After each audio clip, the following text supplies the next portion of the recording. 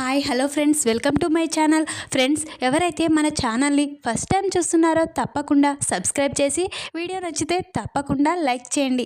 ఇక స్టోరీలోకి వెళ్ళినట్లయితే ఈ రోజైతే మర్డర్ అటెంప్ట్ చేసింది రాజేంద్ర ప్రసాద్ని పల్లవి అని పోలీస్ ద్వారా అవని అయితే తెలుసుకుంటుంది. అవని పల్లవిని ఏం చేయబోతుందో తెలుసుకోవాలంటే వీడియోని స్కిప్ చేయకుండా చివరి వరకు చూడండి. స్టోరీలోకి వెళ్ళినట్లయితే అవనినైతే అందరూ చాలా తిడుతూ ఉంటారు. నీ వల్లే నా కొడుక్కి ఈ పరిస్థితి వచ్చిందని భానుమతి నీలాంటిది ఈ ఇంట్లో ఉండనివ్వడమే తప్పు, నా కొడుకు ప్రాణాలు కూడా తీయడానికి వెనకలేదు ఆస్తి కోసం నువ్వు అని భానుమతి తిడుతూ ఉంటుంది. అప్పుడే శ్రేయ కూడా నువ్వు కావాలనే చేశావు, 80% మావయ్య గారితో ఆస్తి రాయించుకొని మావయ్య గారినే ఈరోజు చనిపోవాలని చేశావు, ఇదంతా నీ వల్లే, నువ్వు ప్రతిసారి ఏదో ఒకటి చేస్తూనే ఉన్నావు అని శ్రేయ పల్లవి నువ్వు నిజంగానే మా మావయ్య గారిని చంపాలని చూసావా, ఆస్తిలో ఇంతకుముందు కూడా మావయ్య గారికి మాకు తెలియకుండా మావయ్య గారితో ఆస్తి మొత్తం నీ పేరిట ఇల్లు అన్నీ చేయించుకున్నావు, అప్పుడు ఇలానే చేశావు, ఇప్పుడు కూడా 80% నీ పేరిట చేయించుకున్నావు అని మావయ్య గారు ఈ టెన్షన్ తోటే చనిపోయే పైనుంచి దూకేలా చేశావు అని పల్లవి కూడా లేనిపోని మాటలు నీ వల్లే అని తిడుతూ ఉంటుంది. అప్పుడే అక్షయ్ అయితే ఎంట్రీ ఇస్తాడు. అక్షయ్ అయితే నోరు ముయ్యండి, మరోసారి అవని గురించి తప్పుగా మాట్లాడితే నేను ఊరుకోను, అందరూ అవనిపై తిడుతున్నారేంటి, అందరూ అవనిని ఇలా బాధ పెడుతున్నారా, అవని నా భార్య ఏ రోజు ఏ తప్పు చేయలేదు, నా భార్య అందరి బాగోగుల కోసమే ఆలోచించింది, నా కుటుంబాన్ని కాపాడడానికి కోసమే ఆలోచించింది, అలాంటి నా భార్యపై నిందలు వేస్తున్నారా, వస్తుంది కదా రిపోర్టు, ఆ రిపోర్ట్ల ద్వారా నా భార్య తప్పు చేసిందా చేయలేదా అనేది తెలుస్తుంది, ఆ తర్వాత ఎవరు చేశారనేది కూడా నేను తేల్చుతాను, ఆ తర్వాత ఎవరైతే చేశారో వాళ్ళని చంపేస్తాను అని అక్షయ్ అయితే అప్పటి వరకు నా భార్యని ఎవరు ఒక మాట అనకూడదు, నా భార్య విషయంలో ఎవరైనా ఎక్కువగా మాట్లాడితే నేను ఊరుకోను, నా భార్య ఎలాంటిదో నాకు తెలుసు అని అక్షయ్ అయితే అందరి ముందు అంటూ ఉంటాడు. నా భార్యని మరోసారి ఎవరైనా ఒక్క మాట అన్నా నేను ఊరుకొని చెప్తున్నా అని అక్షయ్ అయితే అందరికీ వార్నింగ్ ఇస్తాడు. అవని మాత్రం తన రూమ్లోకి వెళ్ళి చాలా బాధపడుతూ ఉంటుంది. ఎలాగైనా మామయ్య గారిని అసలు డాక్యుమెంట్స్పై సైన్ ఎవరు చేయొచ్చు, మామయ్య గారు 80% అయినా ఏదైనా నా పేరిట చేయడం ఏంటి, అయినా మామయ్య గారు ఆస్తి ఇల్లు నా పేరిట చేసేటప్పుడే ఆలోచించి నన్ను పిలిపించి నన్ను అడిగే ఈ సంతకం చేయించారు, ఆ తర్వాత ఇలా 80% నాకు చెప్పకుండా ఆస్తిని నా పేరిట చేయడం ఏంటి, అయినా మామయ్య గారు ఇది చేయలేదు, ఖచ్చితంగా ఎవరో వెనకాలండి ఇది చేశారు, మామయ్య గారికి తెలియదు ఇదంతా అని అవని అయితే అనుకుంటూ ఉంటుంది. పల్లవి మాత్రం చాలా సంతోషంతో ఈ మ్యాటర్ని డైవర్ట్ చేశాను, నా మీద ఎవరికి డౌట్ రాదు, డాక్యుమెంట్స్పై అవనిపై నింద వచ్చేలా చేశాను అని నా గురించి ఎవరు ఆలోచించారు అని పల్లవి అయితే చాలా సంతోషపడుతూ ఉంటుంది. అప్పుడే అవని అయితే పల్లవి రూమ్లోకి అయితే ఎంట్రీ ఇస్తుంది. పల్లవి టెన్షన్ పడుతూ ఉంటుంది. ఏంటి ఇలా వచ్చావు అని పల్లవి అనగానే తేల్చుకోవడానికే వచ్చాను, మామయ్య గారు నాకు తెలియకుండా ఏది చేయరు, తెలియకుండా 80% నా పేరిట ఆస్తి చేశాడంటే నేను నమ్మను, దాని వెనకాల నీ హస్తం ఉందని నాకు తెలియాలి, నిన్ను చంపేస్తాను, అయినా నువ్వు ఇలాంటి కంత్రి పనుల్లో ఆరితేరి ఉంటావు కదా, ఖచ్చితంగా ఈ పని నువ్వే చేశావని అనిపిస్తుంది, అయినా మావయ్య గారి మర్డర్ అటెంప్ట్ చేశారని మావయ్య గారి గురించి నిజాన్ని బయటపడకుండా ఈ మ్యాటర్ని ఇలా డాక్యుమెంట్స్ రూపంలో ఎవరు డైవర్ట్ చేశారని అనిపిస్తుంది, ఇది ఖచ్చితంగా నీలాంటి వాళ్ళ పనే, ఇది ఖచ్చితంగా ఈ పని నువ్వు చేశావని తెలిస్తే మాత్రం నిన్ను చంపేశాను, ఇన్నిసార్లు నిన్ను వదిలేసుకుంటూ నా చెల్లివని వచ్చాను, కానీ నుంచి నిన్ను వదిలిపెట్టే ప్రసక్తే లేదు, ఈరోజు మావయ్య గారిని కూడా చంపాలని చూసినా నిన్ను ఎలా వదిలిపెడతాను, ఖచ్చితంగా వదిలిపెట్టను, నువ్వే అని తెలిస్తే మాత్రం అని అవని అయితే పల్లవికి వార్నింగ్ ఇస్తూ ఉంటుంది. అప్పుడే కమల్ అటుగా వెళ్తూ ఉంటాడు. కమల్ అని పిలుస్తూ ఉంటుంది. అప్పుడే కమల్ అయితే వస్తాడు. అప్పుడే చూసావు కదా బావా, అవని అక్క నాపై ఇక నింద వేస్తుంది. అవని అక్క ఇక ఇదంతా చేసి ఇక డాక్యుమెంట్స్ తన పేరిట చేయించుకొని ఇక మావయ్య గారితో సంతకం చేయించుకొని ఇక ఆ నింద నా మీద వేస్తుంది. ఇదంతా నేనే చేశానని అంటుంది అని. ఇక చూసావు కదా బావా, నాకు ఏ పాపం తెలీదు, అయినా నేను చంపేసే అంత మూర్ఖత్వదన్నా అని ఇక పల్లవి అయితే నటిస్తూ ఉంటుంది. అప్పుడే ఇక కమల్ ఇవన్నీ ఇంకొద్ది రోజుల్లో తెలుస్తుంది కదా, ఇక ఎస్ఐ అభిరామ్ గారు ఇదంతా ఎవరు చేశారనేది బయట పెడతానన్నారు కదా, అంతవరకు వెయిట్ చేయి. ఆ తర్వాత ఇక ఎవరు ఏం చేయాలనేది నేను చేస్తాను, ఎవరిని ఏం చేయాలనేది అని ఇక ఆ కమల్ అయితే అక్కడి నుంచి వెళ్ళిపోతాడు. ఇక పల్లవి మాత్రం చాలా కోప్పడుతూ ఉంటుంది. ఇక ఉదయాన్నే ఇక అందరూ హాస్పిటల్కి రెడీ అవుతూ ఉంటారు. అప్పుడే ఇక కమల్, శ్రీకర్, అక్షయ్ అందరూ వెళ్తూ ఉండగా అప్పుడే భానుమతి రే ఎక్కడికి వెళ్తున్నారా అని అడుగుతూ ఉంటుంది. అప్పుడే ఇక నీకెందుకే అని ఇక కమల్ అంటూ ఉంటాడు. నువ్వు హాస్పిటల్కి వెళ్తుంటే మీరు నన్ను కూడా తీసుకువెళ్ళండిరా, నా కొడుకుని నాకు కూడా చూడాలనిపిస్తుంది, మీకు తండ్రి అయితే వాడు నా కొడుకు కదరా, అందుకే నేను కూడా వస్తాను మీతో, నన్ను కూడా తీసుకువెళ్ళండి అని భానుమతి అంటూ ఉంటుంది. అప్పుడే సరే పదండి అని ఇక ఇక కమల్, శ్రీకర్, అక్షయ్ అంటూ ఇక అందరూ వెళ్తూ ఉంటారు. అదే సమయానికి ఎస్ఐ అభిరామ్ అయితే ఎంట్రీ ఇస్తాడు. అభిరామ్ని చూసి కమల్ చెప్పండి సార్ మీరు ఇలా వచ్చారు అని అనగానే నేను అక్షయ్తో మాట్లాడాలి అని అభిరామ్ అనగానే వెంటనే కమల్ అన్నయ్య అన్నయ్య అని పిలుస్తూ ఉంటాడు. అప్పుడే అక్షయ్ అయితే బయటికి వస్తాడు.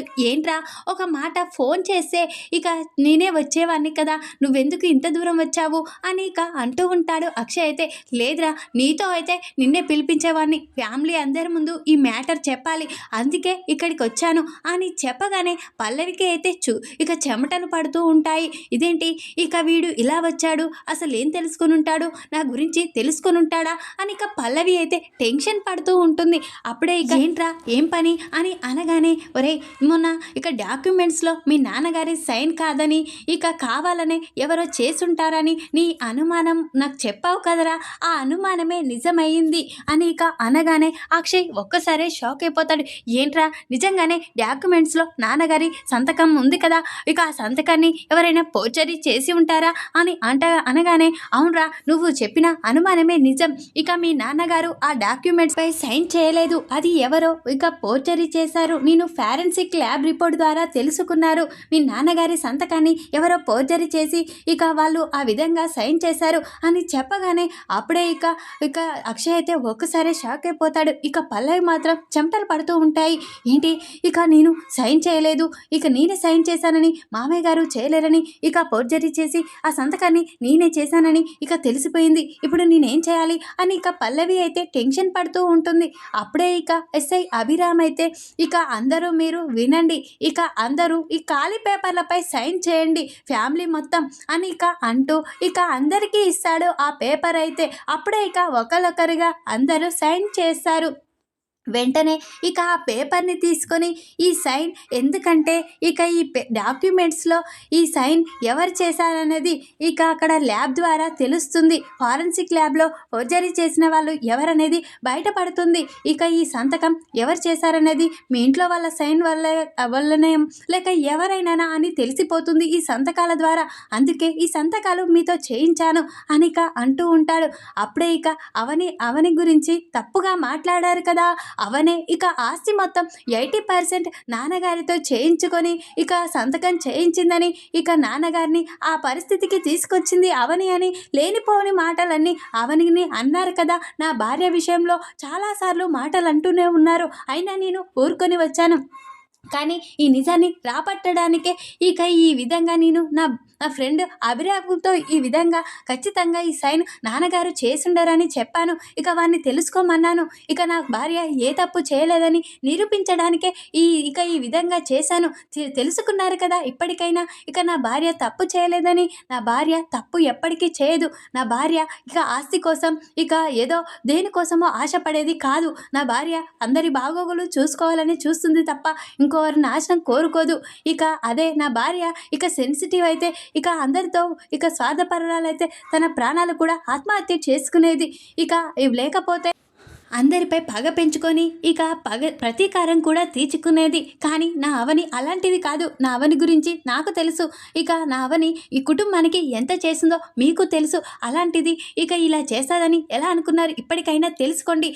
ఇక నోటికొచ్చిన మాటలు ఇక అన్ని నిజాలు తెలుసుకోకుండా అనకండి అని ఇక మరోసారి నా భార్య గురించి ఎవరైనా తప్పుగా మాట్లాడితే నేను మాత్రం ఊరుకోను అని ఇక అక్షయ్ అయితే వార్నింగ్ ఇస్తాడు. ఇక ఇచ్చి ఆ పేపర్ని అయితే చింపేశాడు. అప్పుడే ఇక అభిరామ్ అయితే ఏంట్రా ఆ పేపర్ని ఎందుకు చింపేశావు? ఇక దాని ద్వారానే ఇదంతా ఎవరు చేశారనేది అనుకుందాం కదా అని అనగానే, లేదురా నేను నా భార్య తప్పు చేయలేదు, నా భార్య మా నాన్న విషయంలో ఇలాంటి తప్పు చేయదని ఇక నిరూపించడానికే ఇది చేశాను అంతే. ఇక ఇప్పుడు మా నాన్నగారిని ఎవరైతే చంపాలని చూస్తారో వాళ్ళ గురించే ఆలోచిస్తున్నాను. ఇక వాళ్ళనే ఇప్పుడు బయట పెట్టేదిగా నెక్స్ట్ అని ఇక అంటూ ఉంటాడు. అక్షయ్ అక్కడి నుంచి వెళ్ళిపోతాడు.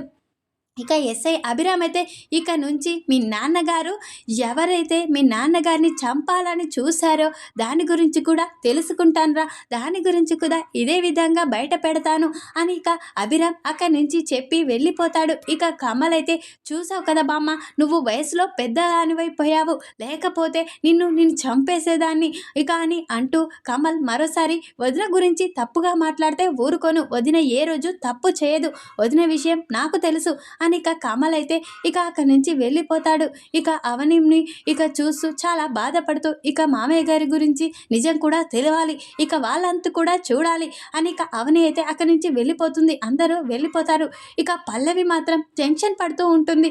ఈ సంతకం గురించి అయితే ఒక టెన్షన్ పోయింది అని ఇక చాలా సంతోషపడుతుంది. కానీ మామయ్య గారిని మేడపై నుంచి తోసేసిందని ఇక నేనే అని నిజం ఈ ఎస్ఐ అభిరామ్ అయితే కనుక్కుంటాడని అనిపిస్తుంది. ఇప్పుడు ఈ సంతకాన్నే ఇది ఫోర్జరీ అని తెలుసుకున్నాడు. ఇప్పుడు ఇక నన్ను కూడా నేనే ఇదంతా చేశానని బయట పెడతాడేమో, ఎలాగైనా ఇక ఇలా బయటపడకుండా చూసుకోవాలి ఈ నిజాన్ని అని ఇక పల్లవి అయితే ఇక చాలా టెన్షన్ పడుతూ ఆలోచిస్తూ ఉంటుంది. ఇక ఎస్ఐ అభిరామ్ అయితే ఇక ఇదైతే అయిపోయింది. ఇక రాజేంద్ర ప్రసాద్ని ఎవరైతే మర్డర్ అటెంప్ట్ చేశారో వాళ్ళ గురించి తెలుసుకోవాలి అని ఇక అభిరామ్ అయితే ఇక దాని గురించి ఆలోచిస్తాడు కదా. అప్పుడే ఇక వెంటనే ఫామ్ హౌస్కి వెళ్ళాలి, అక్కడ అసలు ఏం జరిగింది అనేది తెలుసుకోవాలి, అక్కడ ఏం జరిగింది, అక్కడ ఏమైంది, అసలు రాజేంద్ర ప్రసాద్ని తోసేశారా అనేది తెలుసుకోవాలని మరోసారి ఫామ్ హౌస్కి అయితే వెళ్తాడు. అప్పుడే ఇక ఫామ్ హౌస్లో అన్నీ చూస్తూ ఉంటాడు. అప్పుడే ఇక ఫామ్ హౌస్లో వాచ్మెన్కి అయితే చెప్తాడు కదా, అక్కడ సీసీ ఫుటేజ్ అంతా రెడీ చేసి ఇక ఫోన్లో డౌన్లోడ్ చేయమని. అప్పుడే ఇక వెంటనే ఇక ఎస్ఐ అభిరామ్ అయితే ఇక సీసీ ఫుటేజ్ డౌన్లోడ్ చేసావా, ఫోన్లో డౌన్లోడ్ చేసావా అని అడగగానే, మీరు చెప్పినట్లే చేశాను సార్, ఆ రోజు ఇక పార్టీ జరిగిన కానుండి అంతా ఇక సీసీ ఫుటేజ్లో చేశాను అని చెప్పగానే ఇక ఆ సీసీ ఫుటేజ్ వీడియోనైతే ఇక ఎస్ఐ అభిరామ్ చూస్తాడు. అప్పుడే అందులో ఇక మేడపైకి వెళ్ళింది ఇదంతా లేకపోవడంతో ఇదేంటి కొంత సీసీ ఫుటేజ్ డిలీట్ అయినట్లు అనిపిస్తుంది అని ఇక అనగానే, ఏమో సార్ ఉన్నదే నేను ఇందులో డౌన్లోడ్ చేశాను అని ఇక అంటూ మాట్లాడుతూ ఉంటారు. ఇక మిగతాది లేదేంటి అని ఇక అటు ఇటు చాలా గమనిస్తూ ఉంటారు ఎస్ఐ అభిరామ్ అయితే. అప్పుడే ఒక అతనైతే అక్కడ ఇక అభిరామ్ని చూసి దాచుకుంటాడు.